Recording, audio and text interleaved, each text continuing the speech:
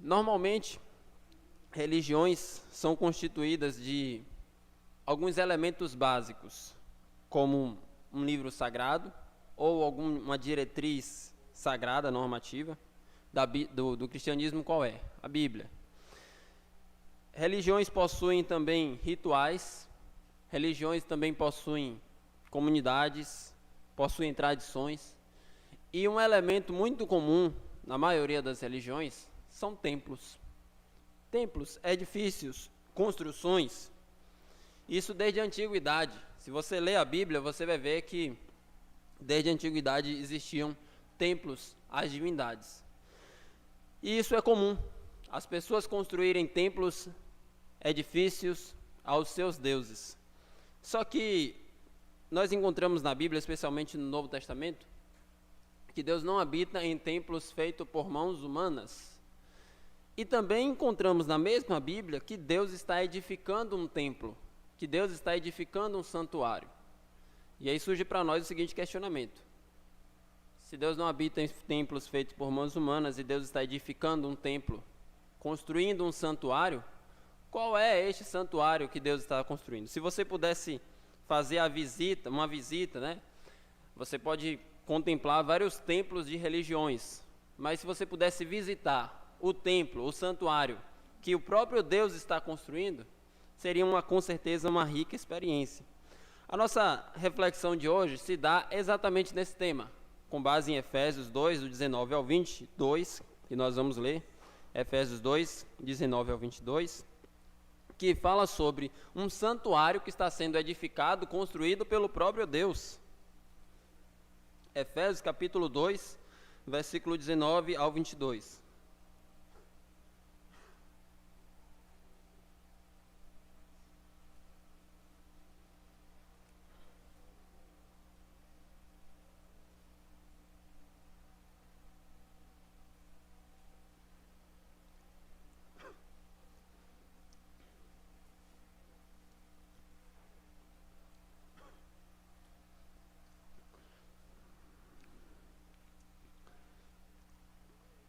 Efésios 2, versículo 19.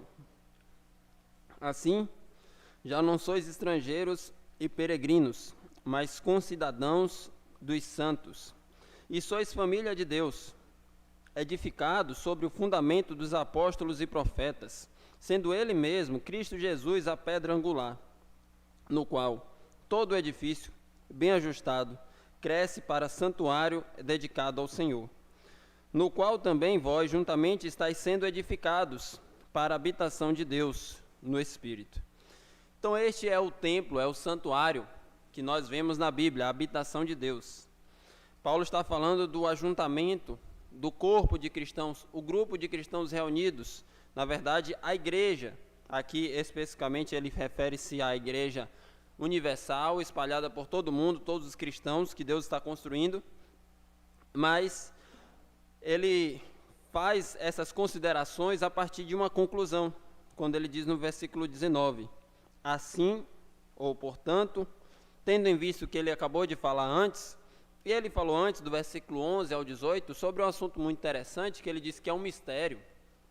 Mistério não no conceito popular brasileiro, que é experiências místicas que ninguém conhece ou sabe a procedência. Não, não é isso. Mistério no Novo Testamento é a verdade oculta aos tempos antigos que foi revelada no Novo Testamento, como por exemplo o Evangelho, Jesus Cristo vindo a este mundo salvar as pessoas. Então, no versículo 11 ao 18, ele fala sobre a união entre judeus e gentios, isto é, o povo israelita e todos os outros povos, ou pessoas de todos os outros povos, sendo unidos em um só povo, em um só corpo. Ele usa várias expressões, como vocês, gentios, que refere-se a nós também brasileiros, não apenas os efésios, estavam sem Deus, sem Cristo, sem promessas, separados da comunidade de Israel, sem nada, sem luz, nas trevas. Mas, pelo Evangelho, vocês foram aproximados. Agora vocês têm Jesus Cristo, vocês têm Deus, vocês têm todos os benefícios provenientes da salvação que Jesus oferece por meio da cruz. Nós fomos reconciliados. E ele avança mais um pouco. Paulo é muito hábil em sua escrita. Ele coloca cada seção como se fosse um bloquinho desse edifício, dessa construção, sobre argumento sobre argumento, e agora ele avança e está dizendo, tendo em vista que nós fomos unidos em um só corpo, judeus e gentios, por meio da cruz de Jesus nós fomos reconciliados não apenas uns com os outros, mas também com Deus. Agora, nós não somos mais estrangeiros, nem peregrinos. Nós participamos de um mesmo povo. E os efésios, e também nós, como eu já falei, eram povos, pessoas sem identidade israelita. Era como se você fosse morar em outro país, Estados Unidos, ou na Europa, Inglaterra, ou qualquer outro país. Você vai lá, você atua lá, você vive lá como um estrangeiro. Você não tem uma cidadania própria daquele local como sendo um nativo. Você pode até se naturalizar e ganhar, adquirir a cidadania, mas você não é um nativo propriamente dito. Então, os gentios não faziam parte do povo de Israel. Agora, pelo Evangelho, o povo de Deus foi unido em um só. Os judeus e gentios compõem um só povo. E por isso ele diz, mas sois mais concidadãos dos santos e sois família de Deus. A ideia de concidadão é, vocês participam dos mesmos direitos. Então imagina que você vai morar nos Estados Unidos, você chega não tendo os mesmos direitos de um cidadão americano. Então os gentios não tinham os mesmos direitos dos cidadãos israelitas, mas agora nós temos os mesmos direitos em Deus, direitos espirituais, participantes das mesmas promessas da Bíblia que Deus fez por meio do Evangelho, que perpassam para nós também. E não apenas cidadania, ele fala algo ainda mais elevado, como também filiação. Nós participamos agora da família de Deus. Inclusive, ele descreve um pouco a nossa situação quando estávamos afastados, Efésios 2, do 1 ao 3. Ele fala sobre a nossa situação dizendo o seguinte, Efésios 2, do 1 ao 3. Ele vos deu vida, estando vós mortos nos vossos delitos e pecados, nos quais andastes outrora, segundo o curso deste mundo, segundo o príncipe da potestade do ar, do Espírito que agora atua nos filhos da desobediência, entre os quais também todos nós andamos outrora, segundo as inclinações da nossa carne, fazendo a vontade da carne e dos pensamentos, e éramos por natureza filhos da ira, como também os demais. Então essa era a nossa situação. Nós não éramos filhos de Deus, nós éramos filhos da ira, é o que está escrito aqui.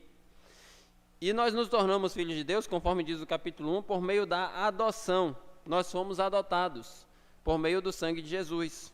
Efésios, capítulo 1, fala no versículo 7 em diante. Ele diz, no qual temos a redenção pelo seu sangue, a saber, a remissão dos pecados, segundo a riqueza da sua graça. E no versículo 5 ele também fala sobre a adoção, dizendo, nos predestinou para ele, para a adoção de filhos, por meio de Jesus Cristo, segundo o beneplácito de sua vontade. O resumo do que estamos vendo aqui é que nós não éramos cidadãos da família celestial e nós não participávamos da família de Deus. Nós éramos, segundo Efésios 2, 3, filhos da ira, como também os demais. Mas Deus nos adotou, nos reconciliou, nos chamou de filhos. Agora nós recebemos todos esses benefícios provenientes, oriundos, sendo gerados a partir do Evangelho. E no versículo 20, ele fala que nós compomos, e eu quero que vocês percebam isso, toda essa seção do 19 ao 22 está falando de uma ideia de unidade. Nós compomos um edifício. Quando você observa esse edifício, você faz um 360 graus, você olha 4 paredes e vários elementos. Você vê vários elementos, inclusive em alguns você não vê nem as divisões. Mas você sabe que todos eles compõem um só edifício. Por exemplo, você pressupõe que aqui há vários blocos, apesar de você não enxergá-los. O bloco é uma categoria individual que foram postos juntos, unificados, e agora esses vários blocos compõem um só edifício. É o que Paulo está trazendo a ideia aqui. Vocês são indivíduos, mas juntos compõem um só edifício. E no meio desse grupo, nós formamos a nossa unidade por meio do nosso ajuntamento. E no verso 20 ele diz, edificados sobre os fundamentos dos apóstolos e profetas, sendo ele mesmo, Cristo Jesus, a pedra angular. Então, esse fundamento que somos nós, ou melhor, esse santuário, esse edifício que somos nós, está sendo edificado sobre um fundamento. Claro, todo bom edifício precisa ter um fundamento, senão a casa cai. Esse ensino não é apenas sabedoria humana, mas está na própria Bíblia, Mateus capítulo 7, o Senhor Jesus faz uma analogia em relação a isso. Você quer uma casa sólida para você construir, tenha um fundamento sólido. E aqui, Paulo está dizendo que o fundamento sólido da igreja de Deus é Jesus. Mais uma vez, qual é este fundamento, ou melhor, qual é esse santuário? Qual é esse edifício? Voltando à pergunta inicial que eu fiz, eu disse, as religiões buscam templos humanos, mas Deus está construindo um templo, um edifício. Qual é o templo que Deus está construindo? O templo que Deus está construindo, segundo esse texto que nós acabamos de ler, estamos lendo, somos nós, o corpo de Cristo, um ajuntamento. A igreja não é esse prédio, não é esse CEP, esse endereço, não é esse edifício aqui. Quando todo mundo for embora, 10 horas da noite, aqui estiver vazio, a igreja não está aqui. A igreja está espalhada nas suas casas. Não, quer dizer, não está reunida, melhor colocando, né? Então a igreja somos nós. A igreja é o ajuntamento do povo de Deus. O edifício que Deus está construindo somos nós, não é essas paredes, claro. Essas paredes têm valor de nos proporcionar um ambiente de reunião. Com isso, eu não estou de maneira alguma desprezando o ambiente. Eu estou dizendo que um valor que o texto coloca é sobre nós. Nós somos o edifício que Deus está construindo. E isso é algo muito interessante e até brilhante para a gente perceber na palavra de Deus. Nós somos o edifício de Deus. Quem é o, entre aspas, pedreiro, arquiteto, engenheiro e tudo? É o próprio Deus. Ele planeja, ele constrói, ele edifica. Ele coloca as pedras. Segundo esse texto, nós somos esse edifício. E esse edifício tem um fundamento. Nós lemos no versículo 20. Segundo, edificado sobre o fundamento dos apóstolos e profetas, sendo ele mesmo, Cristo, Jesus, a pedra angular. Então, o fundamento do edifício, que somos nós, é Jesus Cristo.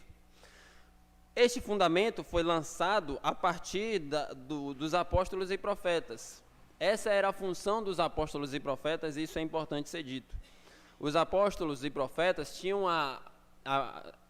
sendo usados por Deus, eles tinham a função de trazer a revelação do Evangelho por meio de Jesus e mostrar qual era o fundamento sobre o qual a igreja seria construída. E a gente vai ver alguns textos que apontam para essa ideia. Começando 1 Coríntios, capítulo 3, versículo 9.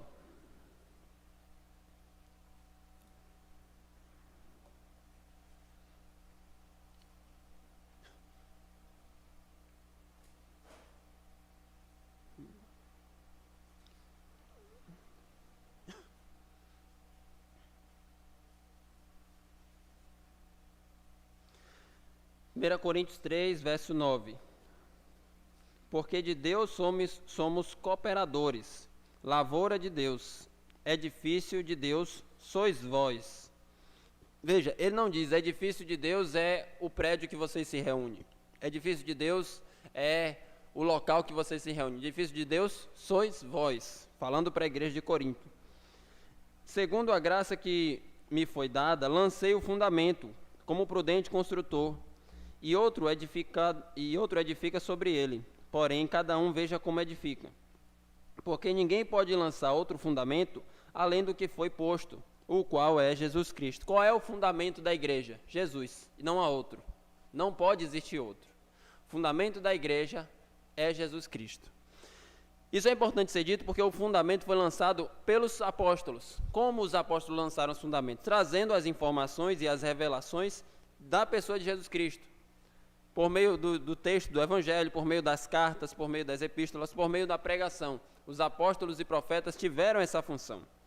Então, eles tiveram esse papel importante de lançar o fundamento. E aí surge uma pergunta: quantas vezes o fundamento é lançado? Você está construindo um prédio, você está no 5º andar, você lança o fundamento de novo? Você chega no 10º andar, você lança o fundamento de novo? Quantas vezes o fundamento é lançado? Uma vez só. O fundamento é posto na raiz do prédio, no subsolo, para aguentar toda a estrutura do edifício. Uma vez que o fundamento foi lançado, não existe mais a função, como nós vemos aqui, para os apóstolos e profetas. Até porque Paulo fala em 1 Coríntios capítulo 15, versículo 8, que ele era um apóstolo nascido fora de tempo. Ele diz assim, 1 Coríntios 15, verso 8. E afinal, depois de todos, foi visto por mim, como nascido fora de tempo. Então, ele mesmo, no versículo 7, ele diz, depois foi visto por Tiago, mais tarde por todos os apóstolos, e afinal, depois de ter sido visto por todos, foi também por mim, como nascido fora de tempo. Paulo se declara como um nascido fora de tempo. O que é que eu quero destacar com isso? É que Paulo tinha essa convicção que o tempo dos apóstolos era aquele dos 12, mas ele foi uma exceção, que foi gerado no ministério apostólico depois. Veja, se Paulo, na sua proximidade temporária ali, dos apóstolos, já estava nascido fora de tempo, imagina quem veio 2000 anos depois. Então hoje, a ideia que eu estou transmitindo a partir desse ensino de Efésios 2, é que hoje não existem mais apóstolos, porque simplesmente os apóstolos cumpriram a função de lançar os fundamentos da igreja.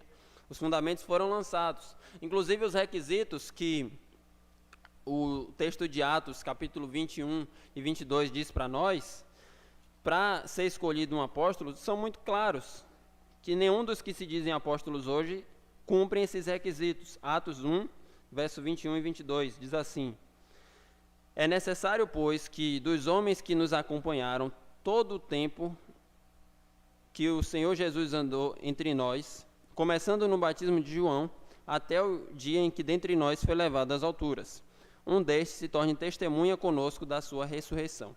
Então eles buscavam alguém para substituir Judas no ministério apostólico. Falou, o critério é, ter andado com Jesus desde o batismo de João, até ele ter sido elevado aos céus. Depois que Judas foi substituído, não mais substituíram outros apóstolos.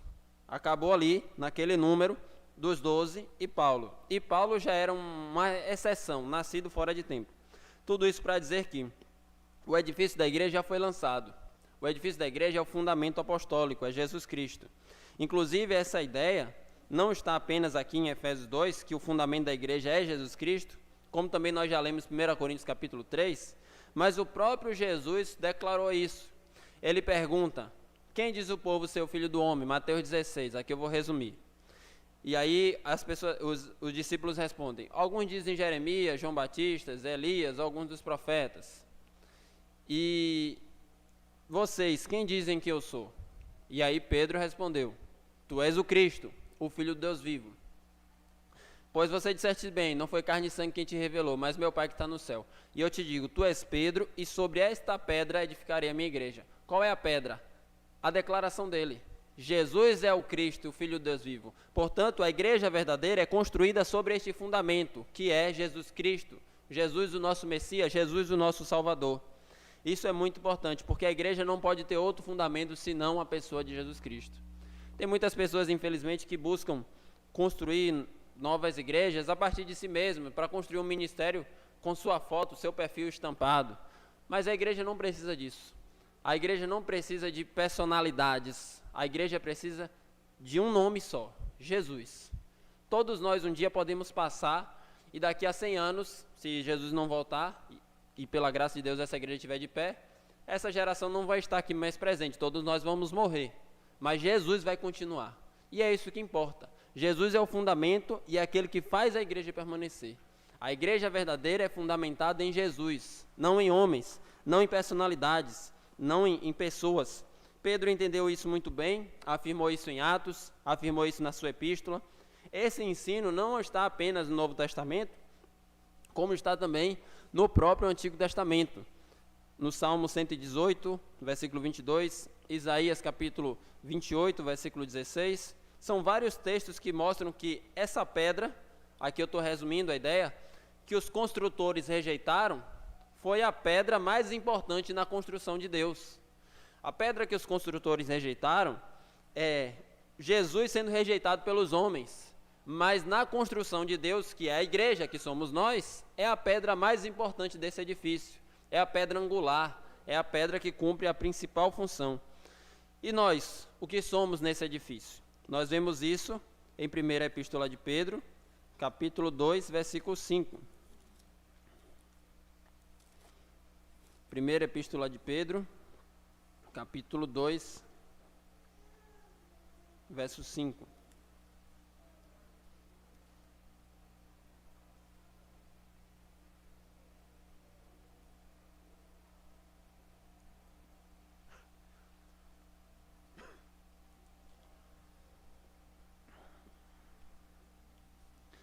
Pedro 2,5 diz assim: também vós mesmos, como pedras que vivem, nós somos pedras que vivem, sois edificados casa espiritual para ser de sacerdócio santo, a fim de oferecer de sacrifícios espirituais agradáveis a Deus, por intermédio de Jesus Cristo. Então, nesse edifício, nós somos as pedras que são colocadas, ou, em uma linguagem mais acessível ao nosso tempo, nós somos tijolos, nós somos blocos, nós somos esse edifício que Deus está construindo. Qual é o templo que Deus está construindo, que Deus está edificando? Somos nós. Nós somos o edifício vivo de Deus. E agora nós voltamos lá para Efésios, capítulo 2. Nós estamos entendendo um pouco sobre esse edifício que Deus está construindo. E aí você lembra daquela ideia de unidade que eu falei? Nesse edifício você vê vários elementos, mas é só um edifício. Na igreja você vê vários elementos, mas compõem só um edifício, só um templo. Efésios 2, versículo 21. No qual todo edifício bem ajustado cresce para o santuário dedicado ao Senhor. Então, aqui o texto diz que nós somos esse santuário, nós somos esse edifício, e essa linguagem de santuário mostra uma ideia de um templo sagrado. Qual é o templo sagrado de Deus hoje? Somos nós. Não existe aquele templo sagrado ou aquele outro. Deus habita em nós, no nosso meio. Nós juntos, Deus habita em nós. Nós somos a casa de Deus. Inclusive, Atos, capítulo 17, versículo 24, texto talvez até conhecido, mas se você quiser grave a referência, Atos 17, 24, diz: Deus não habita em templos feitos por mãos humanas. Significa que o homem tenta construir uma habitação para Deus, mas Deus não habita lá. Porque Deus é muito superior àquele espaço geográfico. Deus é onipresente, Deus está em todo o universo, mas ao mesmo tempo Deus faz da sua habitação, de maneira especial, a derramar bênçãos, no povo da sua igreja, que Ele mesmo constrói. Podemos dizer, Ele habita em nosso meio. Temos várias bases bíblicas para falar isso. Inclusive o livro de Apocalipse e vários outros textos. Os próprios Senhor Jesus afirmando: eis que estou convosco até a consumação dos séculos. Então nós vemos isso.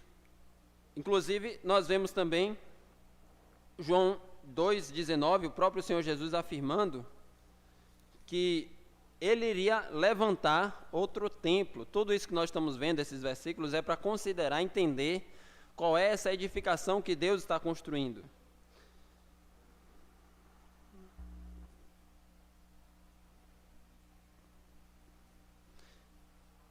Evangelho de João, capítulo 2, versículo 19.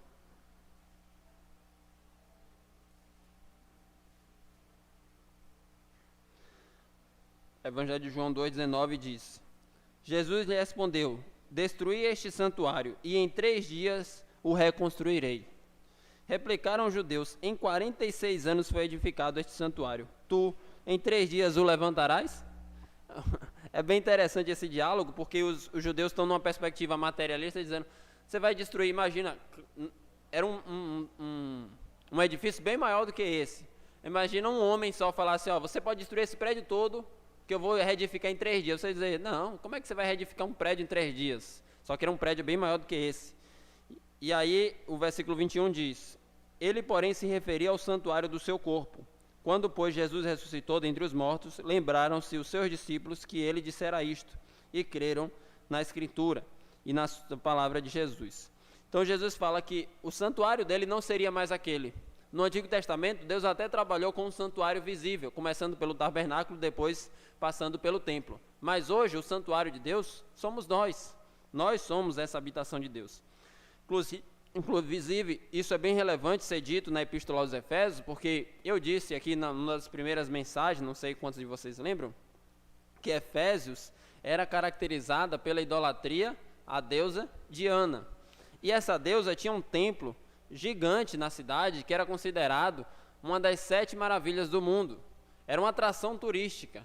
Seria um grande polo de idolatria mundial, a cidade de Éfeso. E Paulo está dizendo, olha, enquanto as pessoas da cidade de vocês aí de Éfeso se vangloriam por ter esse grande templo, Deus está edificando um templo superior. Não é essa maravilha que as pessoas olham admiradas e o mundo inteiro vem visitar em Éfeso o templo a Diana. Não é isso. Deus está edificando um templo mais bonito, mais belo, um templo bem ajustado. E esse templo sois vós, vocês são o templo de Deus. Aqui a gente consegue ver a beleza da construção que Deus está fazendo em nós. Nós somos o santuário de Deus, nós somos o lugar da habitação de Deus. E no versículo 22, ele conclui essa seção dizendo, no qual também vós juntamente estáis sendo edificados para a habitação de Deus no Espírito. Então, nós somos essas pedras que estão juntas umas às outras, e Deus está nos construindo, nos edificando, trazendo alimento para a nossa alma, mostrando algo muito importante para nós, que a vida cristã em comunidade é essencial para o cristão. Um cristão não é uma pedra sozinha não é nada. Um cristão é uma pedra bem ajustada no edifício, bem organizada, bem encaixada. As pedras precisam ficar unidas para o edifício ficar de pé. As pedras não podem estar espalhadas, senão não é de construção de edifício nenhum. Então nós precisamos mostrar essa nossa unidade, que é o edifício que Deus está construindo, que somos nós. E a ideia que ele traz que está sendo edificados é que Deus está nos lapidando, nos melhorando e nos construindo. Esse texto, que é muito simples, muito direto, traz algumas aplicações bem interessantes para nós. A primeira e a mais evidente, respondendo à pergunta inicial que eu trouxe. Qual é o templo, o santuário de Deus? Que Deus está construindo, que Deus habita, considerando que Deus não habita em templos feitos por mãos humanas. O templo de Deus somos nós somos o santuário de Deus. Isso é importante dizer, porque hoje tem muitas pessoas que buscam templos humanos, principalmente fora do cristianismo. Como eu já falei, tem vários templos, vários santuários, mas até mesmo dentro do cristianismo tem pessoas com mentalidade de templo sagrado. Até os dias de hoje tem pessoas construindo aí templos de Salomão e templos disso, templos daquilo outro. O templo somos nós somos a habitação de Deus. Deus habita em nosso meio, nós somos a construção de Deus. Essas paredes não são santas, este lugar não é mais especial do que lá fora. Eu já dei esse exemplo aqui, vale a pena dizer novamente. Imagina que por algum motivo de estrutura a gente não consegue se reunir aqui, e a gente passa a se reunir lá em cima. O templo não é aqui, o templo somos nós, seja aqui, seja lá em cima, seja numa praça, seja numa casa de um irmão. Portanto, o sagrado não é este lugar. A igreja, normalmente nós falamos, não é esse lugar. Eu tento até na minha comunicação transmitir isso. Isso aqui é um auditório, isso aqui é um espaço, isso aqui é um edifício. Tem lugar, tem uma importância relevante para nós, que é o espaço onde nós nos reunimos para cultuar. Entretanto, o sagrado é o ajuntamento, é o povo de Deus reunido, é a família da fé, somos nós. Porque, inclusive, o próprio Senhor Jesus diz, os verdadeiros adoradores adorarão em espírito e em verdade. E ele respondeu isso diante de uma pergunta, onde é o local que se deve adorar? A mulher samaritana questionou, você, profeta, você acertou aí sobre a minha vida. Tá bom, eu tenho uma pergunta teológica aqui para você. Onde é que se deve adorar? É em Jerusalém ou no monte? Tem pessoas que buscam orar no monte como se fosse mais especial. Jesus fala, nem em Jerusalém, nem no monte, mas em espírito e em verdade. Porque o que importa não é o lugar. Eu vou orar no monte porque lá é mais especial. Eu vou orar nesse prédio porque aqui é mais especial. Eu vou orar não sei aonde porque lá é mais especial. Não, o que Jesus fala, o que a Bíblia fala, como sendo a habitação de Deus, somos nós, povo de Deus reunidos. Esta é a igreja. Também não podemos cair em alguns extremos que as pessoas acabam afirmando hoje, que eu sou a igreja. A pessoa diz, não, eu não vou para a igreja porque eu sou a igreja. Não, você não é a igreja, você é parte. A mão não é corpo, a mão é parte. A pedra não é edifício, a pedra é parte. O bloco não é edifício, o bloco é parte. Nós somos igreja juntos. Você sozinho é parte. Você é a igreja junto com seus irmãos. Nós dependemos uns dos outros. Isso é algo essencial na nossa vida cristã. Nós dependemos de estar juntos. Portanto, ser cristão não é vir para a igreja somente, é fazer parte dessa família. É ter laços, é compor amizades, é construir relacionamentos. Então, isso é o santuário de Deus, porque esse santuário, como eu bem destaquei, reflete essa unidade. É uma diversidade muito grande, você vê vários elementos, mas ao mesmo tempo você vê uma unidade. No meio da igreja que comunica essa unidade, não pode haver divisões. Imagina se esse prédio tem uma rachadura. A gente vai dizer, vamos cuidar dessa rachadura, porque senão vai cair, não vai dar certo. Então, no edifício de Deus não pode haver rachaduras, divisões, não pode haver separações, não pode haver inimizades, contendas, não pode haver nada que venha fragilizar a nossa unidade. Porque é isso que o edifício de Deus deve transmitir, unidade. Inclusive, 1 Timóteo, capítulo 3, verso 15, diz que a igreja é a casa de Deus. Vamos lá, 1 Timóteo, capítulo 3, versículo 15.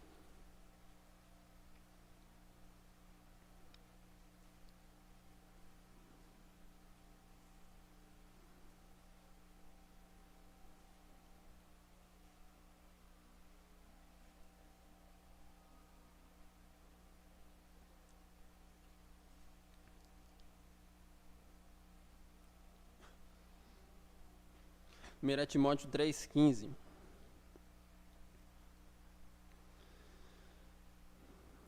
Para que, se eu tardar, fiquem cientes como se deve proceder na casa de Deus, que é a igreja do Deus vivo, coluna e baluarte da verdade.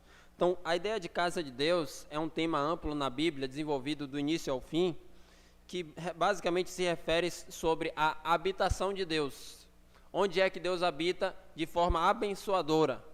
Na igreja. Neste prédio? Não, não é nesse prédio. Faço questão de gravar essa informação na sua memória. A igreja não é esse prédio. A igreja somos nós. Quando aqui estiver vazio às 22 horas, a igreja não vai estar aqui. Você vai dizer, a igreja é ali. Não, a igreja somos nós, né? Eu sei que às vezes é só questão de linguagem, mas é porque a linguagem comunica conceitos importantes. Então nós somos o povo de Deus. O que é sagrado, o que é santo, é o ajuntamento de Deus, é a união do povo de Deus. Isso é tão santo que em 1 Coríntios capítulo 3, fala o próprio Deus que não tolera quando alguém divide a igreja ou traz desunião para a igreja. 1 Timóteo 3, 16 e 17.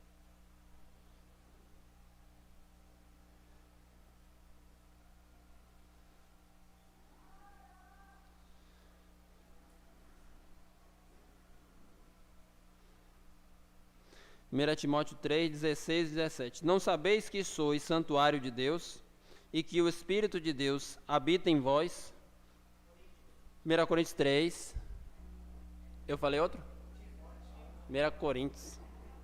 É porque eu estava em Timóteo, fui para Coríntios e a minha memória ficou em Timóteo.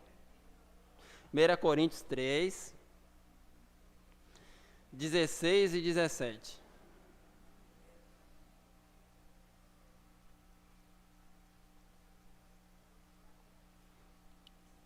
Vamos lá. 1 Coríntios 3, 16. Não sabeis que sois santuário de Deus e que o Espírito de Deus habita em vós? Então, tem em 1 Coríntios um texto que fala sobre o Espírito de Deus habita em nós individualmente. Isso existe, mas esse capítulo 3 específico está falando sobre o ajuntamento. E ele diz, se alguém destruir o santuário de Deus, Deus o destruirá, porque o santuário de Deus, que sois vós, é sagrado. O que é que ele está falando aqui sobre destruir o santuário de Deus?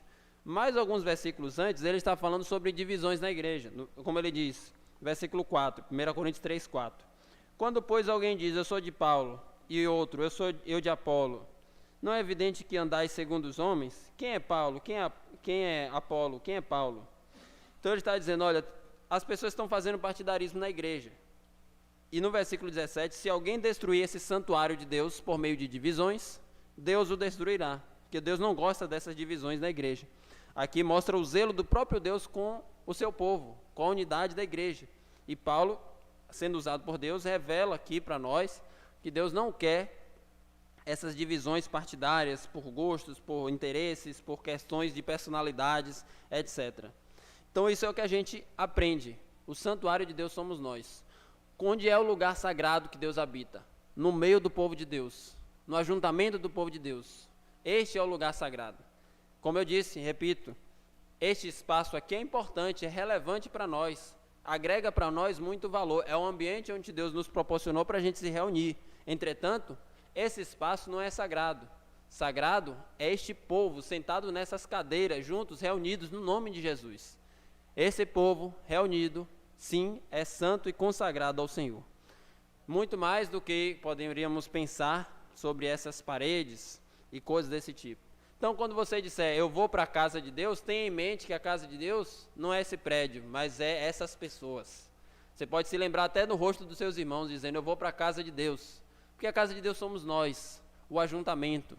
E como eu falei, independe de onde a gente se reúne, aqui embaixo ou lá em cima, na praça ou na casa de um irmão, a casa de Deus somos nós. Então a gente pode dizer, a igreja que agora se reúne aqui, mas pode se reunir em outro local, porque o sagrado é a igreja. O santuário de Deus é a igreja, e a igreja somos nós. Por isso que muitas vezes eu digo, tal horário, tal dia, nesse lugar, nesse prédio, nesse edifício, para deixar muito claro que aqui é apenas um prédio. Isso aqui pode passar, mas a igreja é eterna. A igreja é o povo de Deus que foi comprado com o próprio sangue. E aí eu te pergunto, Atos 20, 28 diz que a igreja foi comprada com o sangue de Jesus e nós daqui a pouco celebraremos isso. Jesus deu o seu sangue por quem? Por mim, por você ou por essas paredes? Jesus deu o sangue por nós. E nós somos o povo de Deus, o santuário que Deus está edificando. Voltamos agora para as nossas aplicações, chegando à segunda. Se a igreja é o santuário que Deus está edificando, esse santuário tem somente um fundamento, que é Jesus. É o ensino apostólico. Desde o princípio da igreja, em Atos 2, 42, mostra uma característica importante da igreja. Eles perseveraram na doutrina dos apóstolos, na comunhão, no partir do pão e nas orações. A igreja verdadeira precisa perseverar no ensino dos apóstolos. Qual é o ensino dos apóstolos hoje? Como é que a gente pode ouvir Paulo, Pedro e João hoje? Por meio das páginas da Bíblia. Quando a gente lê Efésios, a gente está lendo o ensino dos apóstolos. Quando a gente lê o Evangelho de João, como nós lemos há pouco, estamos lendo o ensino dos apóstolos. Como nós lemos 1 Pedro, estamos lendo o ensino dos apóstolos. Então a igreja tem esse fundamento e ninguém pode trazer outro. O fundamento da igreja, o grande atrativo da igreja, o grande interesse que a igreja pode oferecer às pessoas, não é curas, milagres, festas. A gente vê anúncios assim, venha essa noite que Deus vai te dar a sua bênção. Eu não posso te garantir nada, não tenho certeza dos planos de Deus, Ele não me revelou. Mas o que a igreja tem a oferecer é o seu fundamento, Jesus Cristo, e é muito melhor do que qualquer bênção. E isso eu posso te garantir. Jesus é melhor do que qualquer cura, qualquer milagre, qualquer coisa que você possa desejar. Jesus é superior a tudo. Esse é o fundamento. É isso que a igreja tem para oferecer. Não é curas, milagres, festas, eventos e revelações e profecias e coisas diversas que as pessoas buscam por aí. O que é que nós temos para oferecer? O nosso fundamento, Jesus. Essa é a grande verdade que nós temos. Se a pessoa vem aqui procurando outra coisa, infelizmente, nós não temos como oferecer. O que nós temos para oferecer é o melhor que há, é Jesus Cristo. E por isso nós não precisamos de diversas coisas para tentar ganhar o coração das pessoas, porque Jesus é suficiente. Jesus é tudo, Jesus é pleno, Jesus é o fundamento dessa igreja. Pode até, como ser uma pedra rejeitada pelo mundo, como a própria Bíblia diz. Jesus é a pedra rejeitada pelo mundo, mas para nós, é a pedra preciosa. É a pedra que tem um valor importantíssimo, sobre a qual, sem ela, a igreja não existe. Jesus é o fundamento da nossa igreja.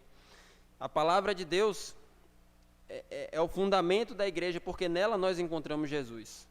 Então, o fundamento da igreja é o ensino sobre Jesus encontrado nas páginas da Bíblia. Quando nós nos reunimos, vemos a este lugar, o que é que nós buscamos? Jesus. Em uma palavra, Jesus.